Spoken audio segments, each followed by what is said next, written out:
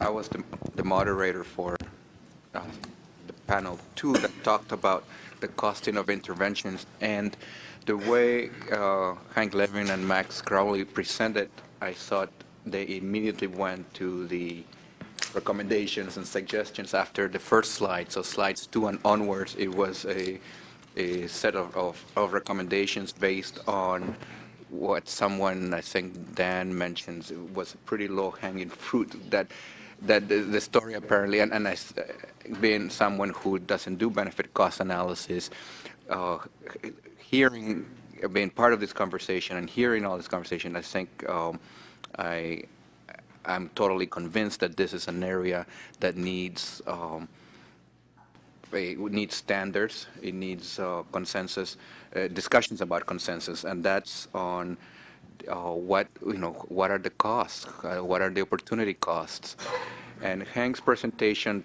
centered around using the ingredients resource-based approach, and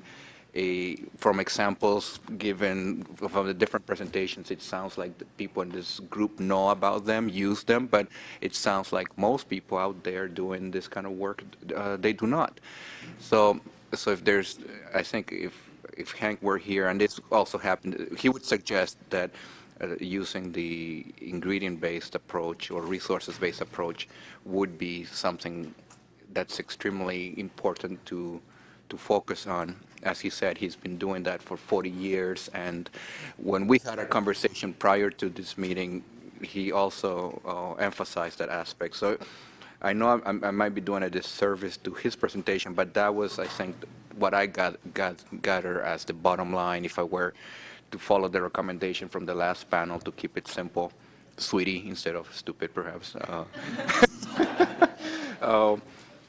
And so Hank also concluded with his last slide was about the civil union,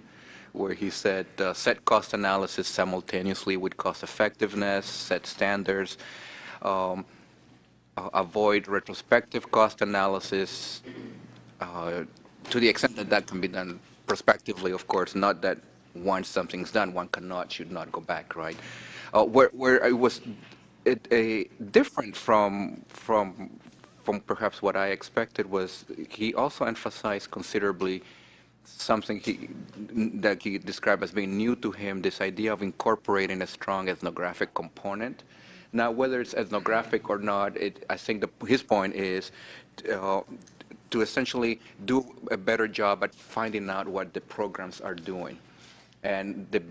I guess his suggestion is the best way to do that is by having someone there, not do a one-year ethnography, but have someone there who will be responsible for acquiring the information, the necessary information to really understand what the program is doing and understand differences across programs.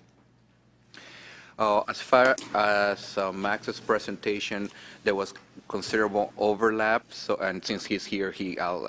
probably be able to flesh out some of those ideas a little shortly.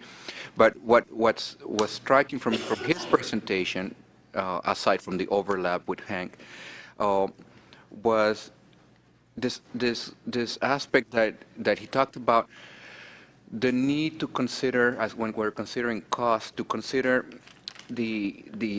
laid out three aspects: the adoption capacity, the implementation capacity, and sustainability capacity of the components of potential transferability. So, again, to me as a social worker, that speaks to context tremendously, and the importance of as I was. These analyses are being made, and then with the intention of either scaling up or replicating elsewhere, that not all communities, not all constituencies have the same, are equal, essentially. So is there a way in these analyses to be able to consider those costs so that when we're trying to replicate these work, they can be better, they can be accounted for, and the communities who are trying to replicate, who are supposed to benefit of this work, can actually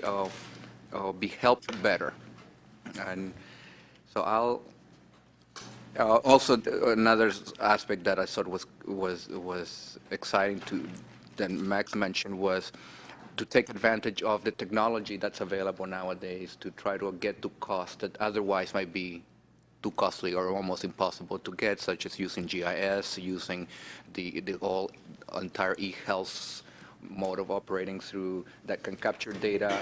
today more quickly and perhaps more accurately, or at least that can be double checked. Thank you.